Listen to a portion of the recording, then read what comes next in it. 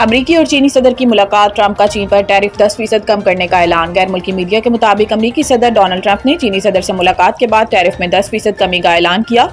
Trump ने कहा कि चीन पर आए टैरिफ को 57 से कम करके 47% कर दिया है, जो फौरी तौर पर नाफिजुल अमल होगा। अमरीकी सदर ने मजीद कहा कि चीनी सदर के साथ मुलाकात बहुत अच्छी रही।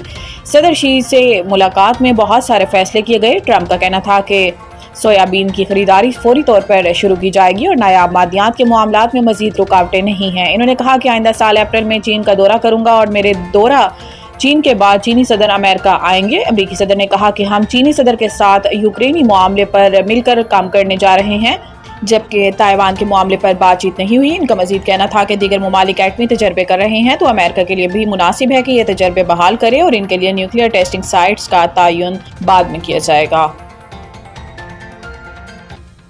बलोचिस्तान फोर्सेस की कार्रवाइयों में भारतीय सरपरस्ती याफ्ता 18 दहशतगर्द हलाक। पाक फौज के शोबा ताल्लुकात आमा ISPR के मुताबिक 28 और 29 अक्टूबर को बलोचिस्तान में 2 अलग अलग कार्रवाइयों में 18 दहशतगर्द हलाक हुए। ISPR का बताना है कि कोयटा के इलाके चलतन में दहशतगर्दों की मौजूदगी की इतला पर इंटेलिजेंस बेस्ड ऑपरेशन किया गया, जिस दौरान फोर्सेस ने दहशतगर्दों के ठिकाने को मौसर अंदाज में निशाना बनाया। इस दौरान शदीद फायरिंग के तबादले में भारतीय सरपरस्ती याफ्ता 14 दहशतगर्द हलाक हुए। ISPR के मुताबिक एक और इंटेलिजेंस बेस्ड ऑपरेशन किच के इलाके बलीदा में किया गया, जहां दहशतगर्दों के एक ठिकाने को तबाह करते हुए 4 दहशतगर्दों को हलाक कर दिया। मारे गए दहशतगर्दों से असला, गोला बारूद और बारूदी मवाद बरामद किया गया, जबकि दहशतगर्द मुख्तलिफ दहशतगर्दाना कार्रवाइयों में मुलविस थे। ISPR का कहना है कि किसी भी भारतीय स्पॉन्सर्ड दहशतगर्द को अंजाम तक पहुंचाने के लिए इलाके में क्लियरेंस ऑपरेशन जारी है। सिक्योरिटी फोर्सेज और कानून नाफिज करने वाले इदारे अज़म इस्तेहकाम के तहत इंसदाद दहशतगर्दी मुहिम जारी रखे हुए हैं, ताकि मुल्क से गैर मुल्क सरपरस्ती और हिमायत याफ्ता दहशतगर्दी के नासूर को मुकम्मल तौर पर खत्म किया जा सके। मतनाज़ा ट्वीट केस, ईमान मिजारी और इनके शोहर हादी अली पर फर्द जुर्म आयद। Islamabad district and session courts ने मतनाज़ा ट्वीट केस में ईमान मिजारी और इनके शोहर हादी अली पर फर्द जुर्म आयद कर दी। इस्लामाबाद के एडिशनल सेशन जज अफजल मजूगा ने ईमान मिजारी और हादी अली चट्ठा के खिलाफ मतनाज़ा ट्वीट केस की समाअत की। अदालत ने केस में दोनों पर फर्द जुर्म आयद की, जिस पर ईमान मिजारी और हादी अली ने सेहत जुर्म से इनकार कर दिया। ताहम अदालत ने सेहत जुर्म से इनकार पर अगली समाअत पर इस्तगासा के तमाम गवाहान को तलब कर लिया। बाद अदालत ने हादी अली चट्ठा को दोबारा जमानती मचल के जमा करवाने का हुक्म देते हुए केस की मजीद समाअत 5 नवंबर तक मुलतवी कर दी। वाज़ेह है कि ईमान मिजारी और हादी अली चट्ठा के खिलाफ NCCIA ने मुकदमा दर्ज कर रखा है।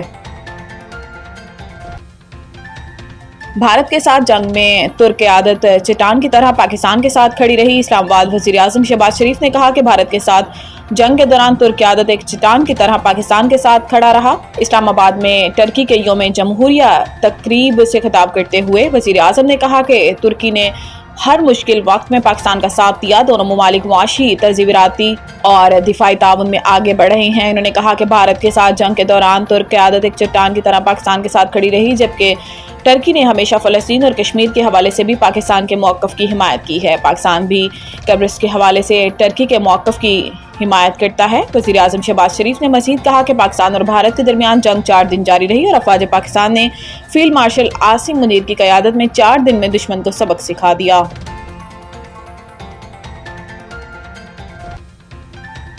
लाहौर आज भी दुनिया के आलूदा तरीन शहरों में सर फहरिस्त, बाज़ इलाकों में AQI 985 रिकॉर्ड। बैनुल-अक़वामी माहौलियाती इदारे IQAir के मुताबिक जुमेरात के रोज़ शहर का मजमूई एयर क्वालिटी इंडेक्स 598 रिकॉर्ड किया गया, जबकि दिल्ली 475 की सतह के साथ दूसरे नंबर पर रहा। पंजाब एयर क्वालिटी इंडेक्स के मुताबिक लाहौर, गुजरावाला, शेखुपुरा और कसूर के कई इलाकों में AQI 500 तक जा पहुंचा। फैसलाबाद, सरगोदा और DG खान में आलूदगी की सतह बिलतरतीब 413, 392 और 374 रिकॉर्ड हुई, जबकि मुल्तान में 275 और बहावलपुर में 198 रही। रावलपिंडी और सियालकोट में फिजा निस्बतन बेहतर, मगर अब भी मुज़र सेहत सतह पर 140 और 196 पॉइंट्स पर रही।